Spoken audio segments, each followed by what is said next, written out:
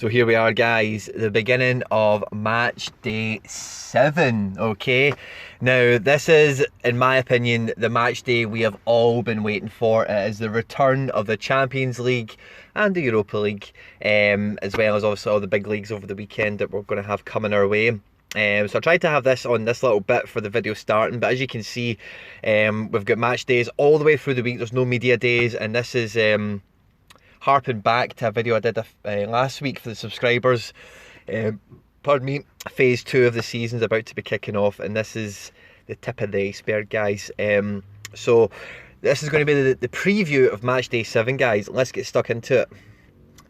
Now, if you are new around here, the match day runs Tuesday to Monday. Okay, so tonight is Monday. We have a Monday night fixtures. We've already covered them in the match day 6 preview. We're not going to be discussing them at all. And we do the review on a Tuesday once the Monday fixture's been and gone. Okay, so we start match day 7 off Tuesday night tomorrow as we record the video. And it is a great plethora of Champions League football to be coming back for. We have the 2 early kickoffs. Inter at home at Slavia Prague and Lyon at home at Zenit. Planet Index is going to lean towards these guys in a big way. Guys like Stefano Sensi, Lukaku, maybe somebody even like Skriniar if he plays and does well. Obviously at Lyon, in terms of defenders, if Denier back, is it going to be Joachim Andersen gets on a lot of the ball? And then guys in midfield, Toussaint, OR of course, and then guys have been coming back into the squad like Terrier and Traore, as well as the 2 main guys, Dembele and Depay. Now, like we've seen at the weekend, I don't want to touch on it too much because we're doing it on the review for the match day tomorrow, but these early kickoffs, if you can see somebody who gets himself into a strong position to capture dividends early, then their price can really rocket and run away. And if you're holding any one of those players, especially in Lyon or the Inter squads, then you could be on for a bumper day. Obviously there's tons of guys floating about these squads that we've not mentioned, maybe like Brozovic and Politano and these kind of guys, but with the early kickoffs they will have an extra bit of attention on them because there is only 2 of them and they are early. So when guys are finishing work, they're on the train going home, you know, whatever, these games are just much more likely to get some attention. Then the main body of the games: Ajax at home in Lille, Benfica at home in Leipzig, Chelsea, Valencia, and Salzburg, Ghent. I think all these games are really going to be playing a backseat to Dortmund, Barca, and Napoli and Liverpool. I think, especially in terms of Planet Index, all the attention is going to be focused around these guys. Unless there's a Chelsea player, maybe like Hudson-Odoi gets on the bench, or maybe Abraham scores a hat-trick, or Mason Mount scores a worldie, something like that. But otherwise, I think all the attention in terms of capital appreciation will come from who does well in the Dortmund-Barca game and the Napoli and Liverpool game. In terms of PB winners, they could really come from anywhere. It just depends on the day who's going to stand up and be accounted for. Salzburg at home at Ghent. If the boy Haaland scores 2 or 3 goals in that match, which isn't out of the question with the form he's been in, and the opposition Genk offer are not light years away from what Salzburg will face at the top end of their own domestic league, certainly. So the dividends really could come from anywhere across the board. Personally, I'm hoping obviously for Leipzig to do well. In terms of the fantasy football strategy, we have Dembele for Lyon, almost certainly will be playing. We have Frankie de Jong at Barcelona, almost certainly playing. I think that's really it in terms of the fantasy football stuff. Yeah. We then rock into the Wednesday, okay, similar story. It's just the Champions League fixtures we've got to contend with. The 2 early kickoffs, Bruges and Galatasaray. You might have some little flips going on, maybe with guys like Falcao or any guys that Bruges have. I don't know off the top of my head too many of these players. I've not really dug into them too much because I'm not too invested in them at this point. Olympiacos away to Spurs, and again, like Harry Kane scores a couple of goals, you could be on to a great rise. Son continues his form from the weekend. Olympiacos is not an easy away game. Obviously there's a journey to Greece, which is like 3-4 hours, 3.5 hours, something like that. But the Greek, you guys don't need me to tell you that the Greek Super League is absolutely fucking crazy, and the Olympiacos fans are not shy, they're not quiet. A very hostile atmosphere, and the Olympiacos, even though they're cannon fodder in the group stages of the Champions League, they have had the odd like surprise draw, and you know that anything could happen to a certain degree. The main body of the games, again, I really see Atletico Juve is probably going to be a bit of a repeat of what we had last year. Out of the 2 of them, the first time they meet, especially in Spain, been quite tight. In fact, every time they've met in Spain, it's been relatively tight, only a goal or two in it. Will Mr. Champions League CR7 himself, Ronaldo, steal the day? Will Felix put on a show? It will be a very interesting game to be watching. Leverkusen at home in Moscow. Now, Lokomotiv Moscow recently have had a bit of a resurgence. They won the league 2 or 3 years ago. They've had some okay players floating around the squad. You can see here, Farfan isn't likely to feature. I'm not too up on who else is the real kind of star players in the team. As I have a quick glance over, João Mario was at the team, so we know he's okay. Eder and Djordjevic are kind of one-hit wonders, have not really done much in their career, so I'm not really too worried about them. Leverkusen at home should be dominant. I would expect him to win by 2 goals or more. Havertz is still to get a bit of form this season, and this could be a great fixture for him under the floodlights against a team that will be competitive with them, but a team that I don't imagine is going to really trouble them too much. Bayern at home at Red Star. Bayern should really mop the floor with them, as should Atalanta away to Zagreb. Atalanta should beat them by 2 goals or more. PSG Real, oh my god, what is going to happen in this match? A brave man will tell you. I've got no idea really how this game is going to go, and if I am able to watch football on Wednesday night, it is going to be the PSG Real Madrid match, because it could go any way. It'll be very interesting. And I'm not going to make any predictions on that game, because I think you'd be mental to. And in City away to Shakhtar, I think City will be happy if a 1-0 win. But Shakhtar, again, similar to Olympiacos, it is a difficult place to travel to. The crowd will be hostile. And yeah, so it's a tough match day, this one. It's really difficult to call. But dividend winners could really come out of the woodwork on this match day. If Atleti and Juve is a tight 1-0, 0-0 kind of game, Bayern stomp it. Both the Bayern stomp it. Man City have a drab kind of 1-0, 1 each kind of game. Who knows what will happen with PSG Real? But the point I'm making is you could have some dividend winners really come out those early kickoffs. If Bruges battered Galatasaray, or Galatasaray won like 3-2, you know. So again, similar to the first Champions League game we've looked at, this is a very evenly contested match day, and we'll know more as the matches kick on and the groups start to develop.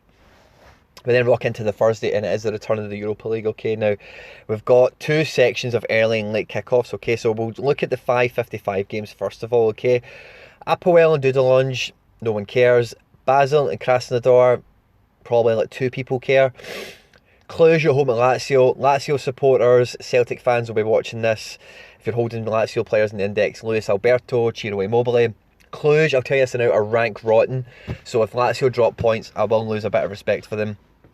Dinamo Kiev at home at Malmo. I don't think anyone in the index really cares. Frankfurt at home at Arsenal. Now, with the display we had from Arsenal at the weekend, it'll be a very interesting one to watch. Germany is always a tough place to go for any team when it comes to continental Europe, Europa League, Champions League. So Frankfurt, even though they've lost their 2 big boys from last year, their form hasn't really waned too much, and you really need to look at the opposition they're playing here. But they've still been getting some victories, they've still been putting some points on the board, they've still been scoring goals, and at home they'll definitely fancy their chances against Arsenal, and that could go really any which way, but definitely an interesting encounter to keep your eyes on. Bentner against Lugano. Getafe, Trabzonspor, Sturridge will be playing, so keep your eye on that. Getafe had a good win at the weekend as well, if memory serves me right. Linz and Rosenborg, nobody cares. PSV Sporting is a good game on the index, because there's a lot of players in both these teams. Bruno Fernandes, Bergwijn, you know, there's a few players in each squad that are worth watching, and they've got a good opportunity to win dividends today, certainly. Sevilla away to Qarabag. Now again, going all the way, where are Qarabag from again? Is it Georgia or Azerbaijan or something? They're from the far-flung reaches, Azerbaijan. If Sevilla win 1-0, they'll be happy. It's a 6-7 hour flight. It's a really inhospitable place to play football. It's a plastic pitch. Qarabag play with 11 men behind the ball. I would not be banking on Joan Jordan or any other Sevilla players really getting dividends. They might. It's not a foregone conclusion. Celtic away to Rennes. Form dictates that Rennes will batter us, but you never know. It'd be interesting to see Camavinga, the 16-year-old boy in midfield for Rennes. If he plays against Celtic, that'll be interesting. And then Standard Liège at home at Guimarães. I don't think there's anyone really in the index we're going to be watching out for. The 8 o'clock kickoffs now. When I was building the bench strategy we have, Roma and Gladbach were at the centre of all my thinking, and I leaned just a little bit towards Roma, just because of the fixtures they have. Now, Mönchengladbach at home at Wolfsberger. Alassane Plie should score at least once. If he scored a hat-trick, I would not be surprised. Guys like Elvedi, Zakaria, Gladbach are in a great position to really open the floodgates on Wolfsberger, as do Roma at home at Bassa Shakir. With the result they had at the weekend, I think Roma's result was overly positive. Was it 4-2 or something, 4-3? And again, yeah, I'm expecting both those teams to be very comfortable. Espanyol at home at Ferencváros. Now, Hungarian sides don't have much pedigree. Espanyol have been kind of iffy recently. You'd expect them to win, but I'm not holding my breath on it. Porto Young Boys, a classic European game. Should be open end to end, plenty of goal scorers if you're holding anyone in there. St Etienne away to Ghent. Now, St Etienne had a great result, if memory serves me, on Saturday or Sunday. Humamu scored a couple of goals and they're really coming on. And I was chatting to somebody, it was 2 each ended up being, who's holding a lot of St Etienne players on Twitter or in the YouTube comments. I forget who it was, but St Etienne could be a little Europa League dark horse in terms of Planet Index. A lot of their players are cheap and their group isn't really that bad, so it could be a good start to the Europa League campaign for them, certainly. Ludogorets and CSKA Moscow, nobody cares. Man United at home to Astana. Astana, again, will sit all men behind the ball. Who's going to play for Man United? How well will they play? We expect them to win, of course. Guys like Rashford could go and win Media, Pogba, whoever. I don't know if Pogba's fit, obviously. Partizan and Alkmaar, nothing really to watch out for there. Feyenoord Rangers, I don't think there's many players Planet Index-wise you'd be really watching out for. Slovan Bratislava and Besiktas, again, not really too much you'll be watching out for, but the last 2 games will definitely have some interest. Wout Weghorst and the Wolfsburg boys at home to the Russians, the Ukrainians, Alexandria. They've been in Europe recently. There's a bit of a story behind them. I can't remember what it is, but Wolfsburg should really do them over. But they might be resolute and it might be a 1-0, 2-1 victory or something, but Wolfsburg should win. And then Wolves at home at Braga. Braga are very dangerous at home, very weak away. And with Nuno being a Portuguese national, Portuguese coach, ex-Portuguese player, he'll know everything about Braga, and I expect Wolves to be one of the stories of the day and have quite a comfortable home win to set their group stages off with a bang, and they could definitely have some dividend winners. Because there is so many games, it's a treble match day, and picking dividend winners out of this, you're going to be swinging towards the big boys: Roma, Gladbach, Man United, Wolves. If they don't have dividend winners, I would be surprised. Friday we get back into, I think it's a double match day, yeah, and we've got one from each league coming. So we have Southampton at home at Bournemouth. It should be an open affair, certainly.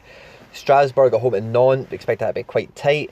Schalke at home to Mainz. With the result Schalke had at the weekend, I think it was like 5-1 or something, we would fully expect Schalke to open up and really go at Mainz and try and restore some credibility under the new manager and try and make a good kind of kick off to the league campaign, because it did kind of falter.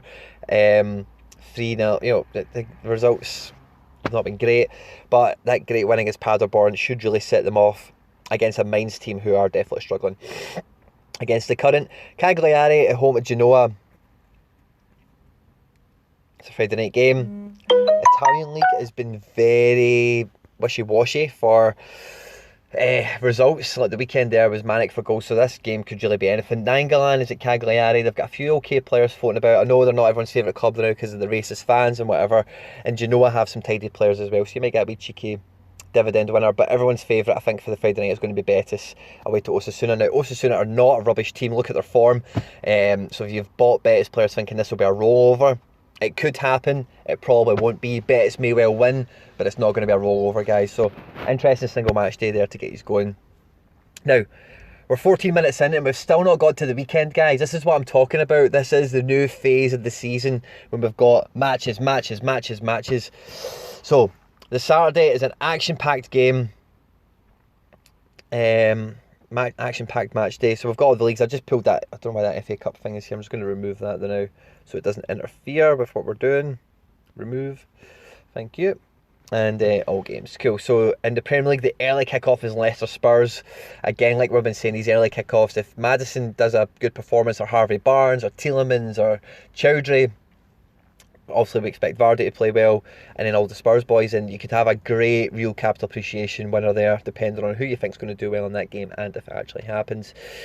The 3 o'clock kickoffs, Man City really need to get a win. But like I said to you in the last game, in the last preview, there's a great statistic for Premier League managers winning their second match. And with Watford drawing to Arsenal at the weekend there, and Man City having to travel to Ukraine, I would not quite write Watford off just yet.